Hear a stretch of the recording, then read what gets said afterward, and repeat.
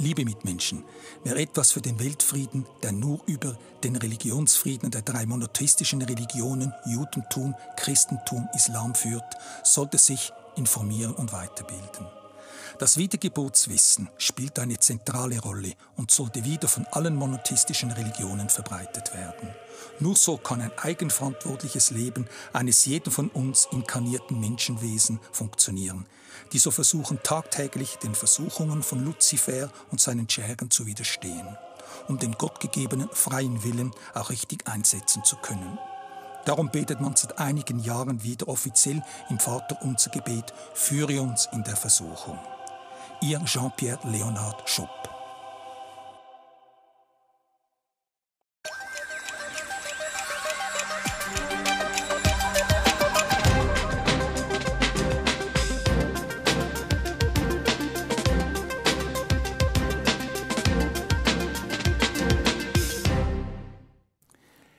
Im Namen des Allmächtigen, im Namen Gottes des Allmächtigen.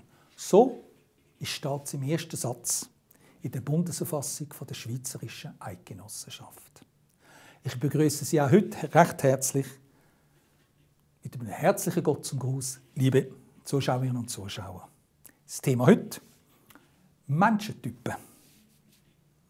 Mami, Papi, wieso gibt es verschiedene Menschentypen? Mit weißen, gelben, roten, braunen, schwarzen Hautfarbe? Welcher Elternteil hat schon einmal die Frage von seinem Kind bekommen? Und was haben Sie Ihrem Kind darauf geantwortet? Auch ich habe manches Jahr nicht genau gewusst, was ich eigentlich darauf antworten soll. Um nicht einerseits gerade ein bisschen als unwissend oder gar als Rassist abgestempelt zu werden. Für mich war es klar: es muss Gott gewollt sein, dass es verschiedene Menschentypen mit verschiedenen Hautfarben auf dieser Erde gibt. Denn alle Menschen sind Schwestern und Brüder. Wir sind so auf Erden, weil wir so im Himmel sind.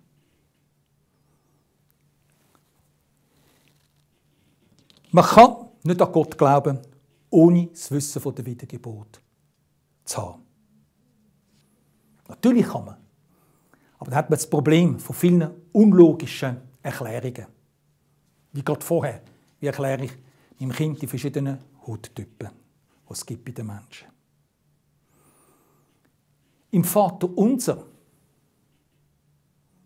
kann man 3-mal lesen über das Himmelreich Gottes. Der du bist im Himmel, sonst komme dein Reich und so weiter.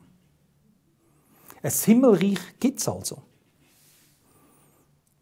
Und sowohl die monotheistischen Vertreter aus dem Judentum, aus dem Christentum und dem Islam reden in ihren Büchern, im Alten Testament, im Neuen Testament, im Koran, über das Reich Gottes.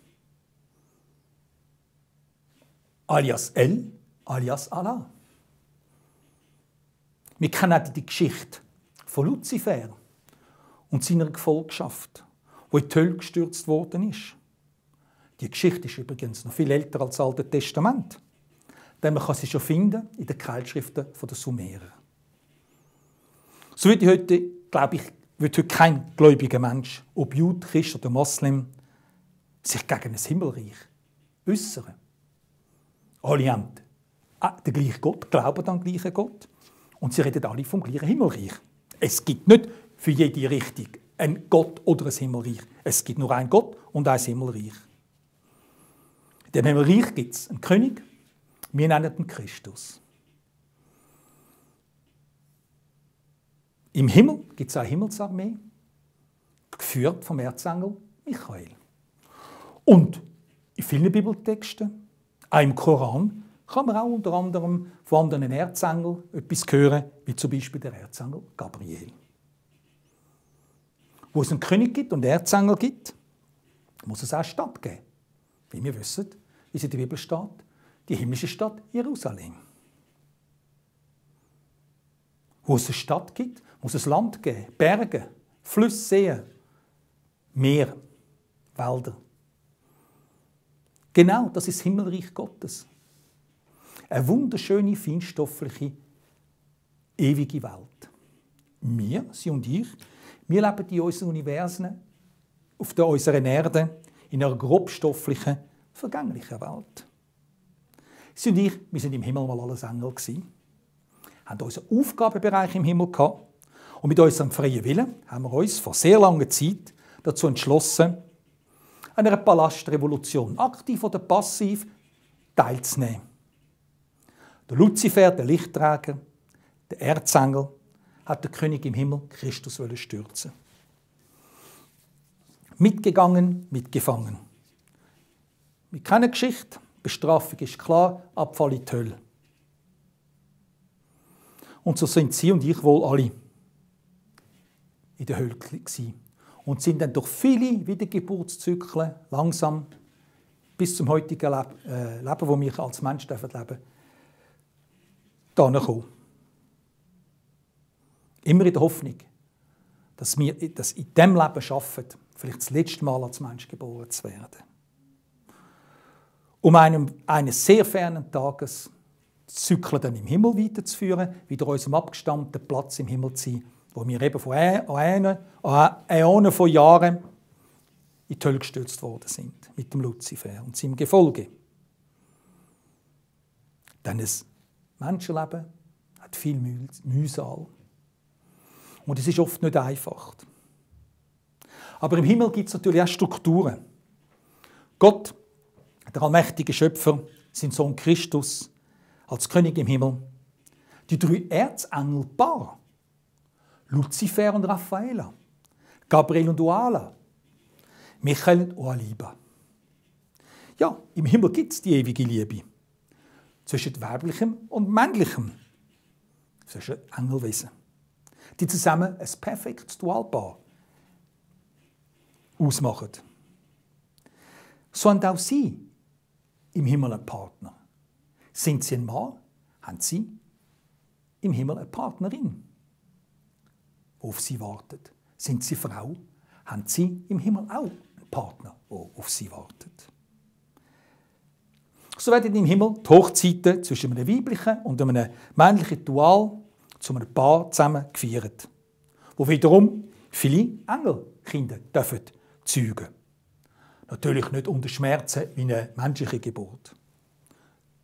Bei uns auf Erden. Aber wie steht es mit der Homosexualität? Klar ist, im Himmel gibt es keine Homosexualität. Denn alles im Himmel kann nur nach dem männlichen, weiblichen Prinzip funktionieren. Also ja, nein, schwarz-weiß, plus, minus, 0, 1, der binäre Code, den wir von den Computern kennen. Die Elektrizität funktioniert dann nur mit ein Aus. Von mir übrigens die grösste Erfindung, die die Menschen gemacht haben. Kann so funktionieren nach dem Prinzip. Auf Erden darf es aber die Homosexualität geben. Es ist sogar Gott gewollt. Damit auch die Wiedergeburtszyklen funktionieren. Wie viele Menschen entscheiden sich noch heute, weibliche Babys nach dieser Geburt zu töten? Oder sogar mit unserer heutigen Technologie im Mutterlieb abzutreiben, weil es weibliche Baby werden. Im Himmel gibt es die absolute Gleichberechtigung zwischen Frau und Mann. Zwischen weiblichen und männlichen Engelwesen. So ist es klar, es muss unbedingt auf Erde die Gleichberechtigung zwischen Frau und Mann geben. Wer aber nun das Prinzip der Wiedergeburt verstanden hat, weiss, dass beim ersten Schrei ein Geistwesen von Engeln in einen menschlichen Babykörper geleitet wird. Das war bei Ihnen mal der Fall, wie natürlich auch bei mir. Wenn es also auf Erde menschengewollt zu wenig weibliche Menschenkörperbabys gibt, weil man unbedingt einen Bub hat wollen und die Mädchen Babys getötet hat, müssen auch die weiblichen Geistwesen, die vom Himmel oben herabkommen, wie wir alle, die Chance haben, ihre Wiedergeburtszyklen zu leben. So werden halt weibliche Engelwesen, respektive Geistwesen, in männliche Babykörper inkarniert, damit sie auch die gleiche Rechte und die gleiche Chance haben. So sind in viele homosexuelle männliche Menschenkörper weibliche Geistwesen inkarniert. So ist die Homosexualität nicht zu verurteilen, sondern zu akzeptieren. Es ist auch ein Gebot Gottes, Menschen auf Erde zu zeugen. Um die Wiedergeburtszyklen, den Sinn von unserem Leben, auch immer weiterführen zu können. So sollte jede Frau, wenn sie körperlich das kann, und jeder Mann, wenn er das körperlich kann, heiraten. Damit die zusammen eine Familie gründen und Kinder zeugen können. Auch Homosexuelle sollen, wenn immer es geht, eine Partnerschaft eingehen und Kinder zeugen. Die oder der Partner dürfen sich ruhig wissen, dass einer von den beiden homosexuell veranlagt ist, vielleicht sogar beide. Da wir alle Brüder und Schwestern sind, ist, ich wiederhole mich, die Homosexualität zu akzeptieren. Denn in jedem menschlichen Körper ist eine Schwester oder ein Bruder inkarniert. Im Himmelreich ist alles schöner und nur der Frieden und die Liebe zählt. Das ewige Leben, das wir auch von Gott bekommen, mit unserem freien Willen. Gott hat keine Sklaven wollen, sondern er wollte freidenkende, eigenverantwortliche Himmelsbewohner schaffen. Darum ist auch die direkte Demokratie, wie es nur ein Land auf Erde kennt, die Schweiz, so wichtig. Jedes Land muss früher oder später auf Erde die direkte Demokratie einführen. Erst dann kann man vielleicht einmal über die Vereinigten Staaten von der Erde reden, wo die Schweiz die direkte demokratische Fäden halten sollte. Dann, ein Weltfrieden kann nur umgesetzt werden, wenn es einen Religionsfrieden gibt. Denn wir haben seit über 2000 Jahren Religionskrieg auf unserem Planeten. Zurückzukommen auf den Anfang meiner Sendung, von den verschiedenen Hauttypen. Raphael und Luzifer sind hellleuchtende, wie strahlende Engel und sie haben 6 männliche und 6 weibliche Prinzen und Prinzessinnen zeugen. Gabriel und Oala sind gelb leuchtende, goldstrahlende Engel und sie dürfen 4 männliche und 4 weibliche Prinzen und Prinzessinnen zeugen. Michael und Aliba sind braun und schwarz strahlende Erzengel. Und deren 2 männliche und 2 weibliche Prinzen und Prinzessinnen leuchtet ebenholzfarbig. Sie stellen fest, dass die 3 Erzengelpaare zusammen haben 24 Prinzessinnen und Prinzessinnen zeugen. Genau die Zahl von den Ältesten, wie das Johannes in seiner Offenbarung erzählt. So stammt die weiße Bevölkerung auf Erde von den weiss leuchtenden Himmelsfürsten ab, die gelbe Bevölkerung auf Erde von den gelb leuchtenden Himmelsfürsten und die schwarze und braune Bevölkerung von den Himmelsfürsten ab, die wie ebene Holz leuchten. Im Himmel herrscht die absolute Liebe. Und im Himmel tut man auch unter verschiedenen farbigen Engeln heiraten, die von diesen 24 Himmelsfürsten abstehen. Im Himmel gibt es natürlich keinen Rassismus. So soll es auch auf Erden keinen Rassismus geben. Und Menschen aus verschiedenen Hautfarben sollen sich natürlich mischen und heiraten. Weil Liebe ist das oberste Gebot. Denn Gott weiss, und sie wissen es auch, in jedem von uns ist eine Schwester und ein Bruder. Denn wir sind alles Kinder Gottes.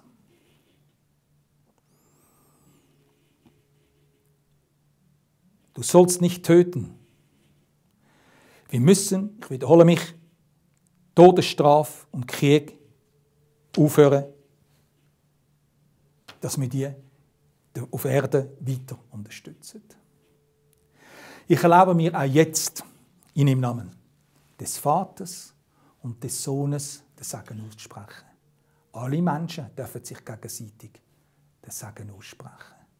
Und ich bitte ihn heute um ihren Segen. Danke. Und bitte vergessen Sie nicht, täglich das Vaterunser zu beten. Wir sehen uns gerade nach Erwerbung in eigener Sache. Danke. Liebe Mitmenschen, wer etwas für den Weltfrieden, der nur über den Religionsfrieden der drei monotheistischen Religionen Judentum, Christentum, Islam führt, sollte sich informieren und weiterbilden. Das Wiedergeburtswissen spielt eine zentrale Rolle und sollte wieder von allen monotheistischen Religionen verbreitet werden.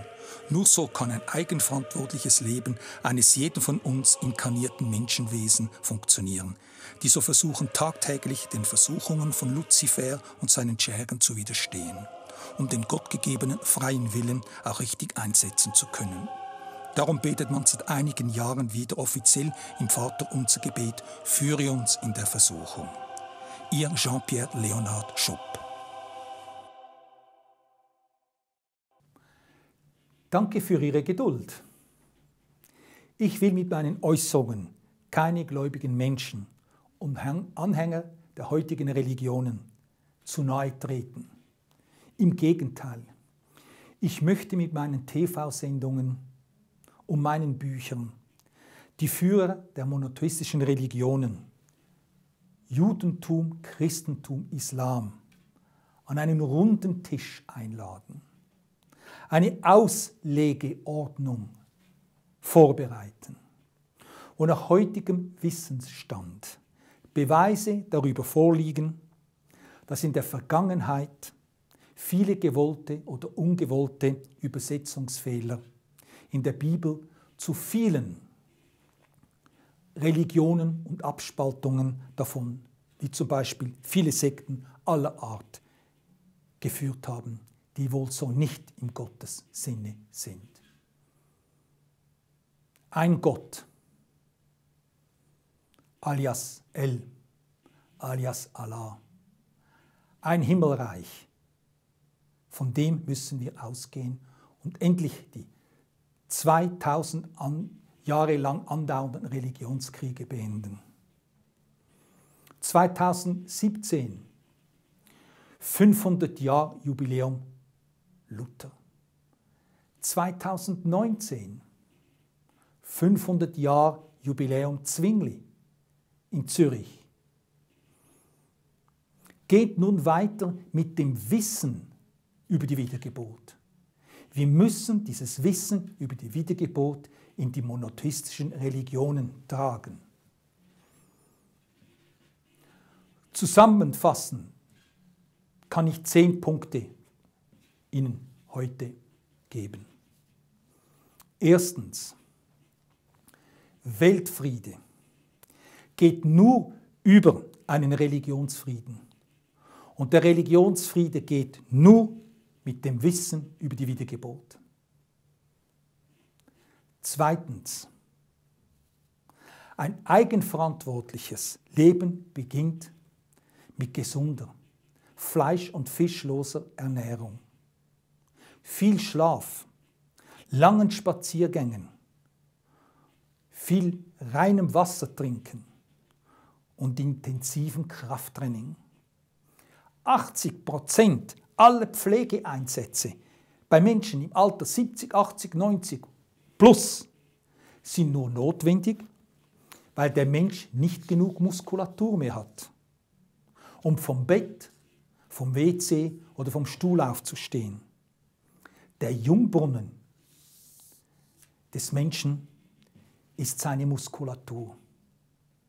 Darum ist das Krafttraining so wichtig. Das können Sie zu Hause oder in gut geführten Fitnesszentren ausüben und trainieren. Je älter, desto intensiver. Nicht lang, aber kurz und intensiv muss das Krafttraining sein. Darum muss auch das kranke Gesundheitswesen endlich reformiert werden.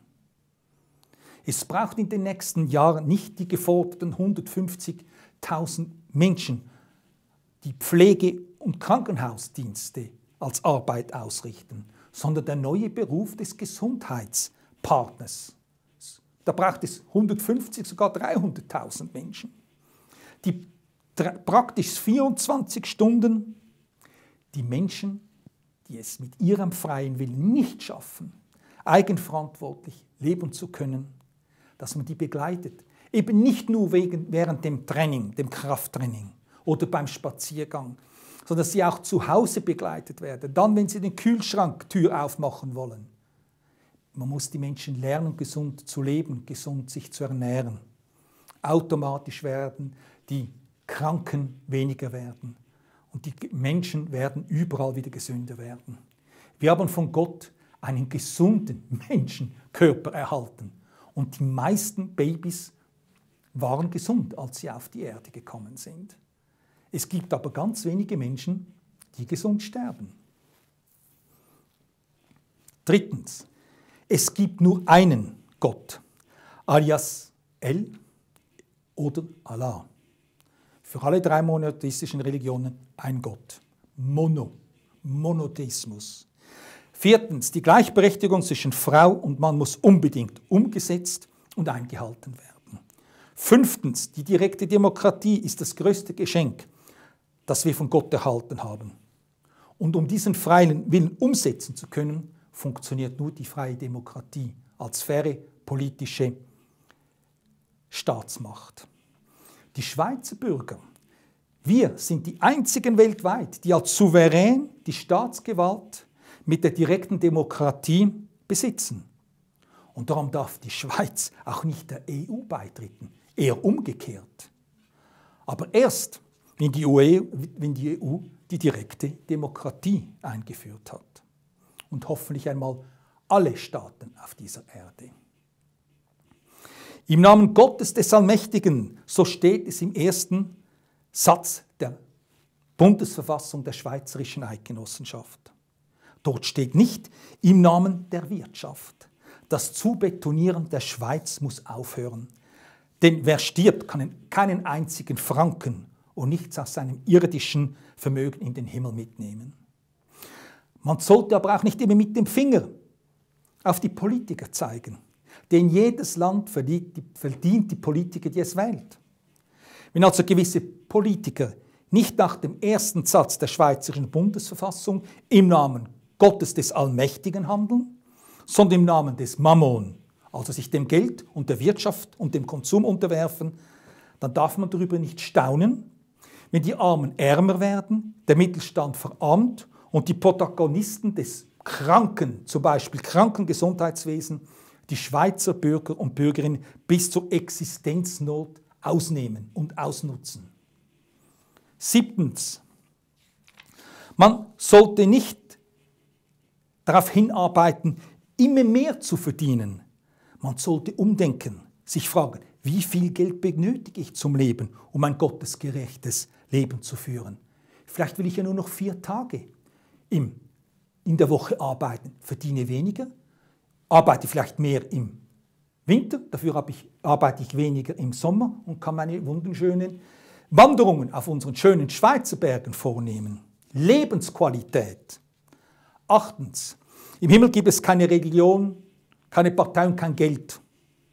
Und somit auch kein Shareholder Value. So müssen alle Spekulationsgeschäfte auf Erden abgeschafft und zum Teufel geschickt werden. Denn genau von dort kommen diese auch. 9. Jeder Mensch, der in die Schweiz kommt, ob als Besucher oder Flüchtling, muss die Gesetze der direkten Demokratie kennen. Die Gleichberechtigung zwischen Frau und Mann. Am ersten Tag muss man die ihm erklären und daran muss man sich halten. Die Stadt Zürich, das Dorf Andermatt, das Gotthard, Bergmassiv sind ganz spezielle Orte. Und die Schweiz ist ein speziell gesegnetes Land. Die Seele von Europa, die Seele der Welt und der Gotthard ist die Seele der Schweiz. Und das Schweizer Volk muss in vielen Dingen als Vorbild weltweit viel intensiver präsent sein. Mehr darüber in den nächsten Sendungen. So würde es mich freuen, Sie wieder nächsten Sonntag auf diesem Kanal begrüßen zu dürfen. Ihr Jean-Pierre Leonhard Schupp.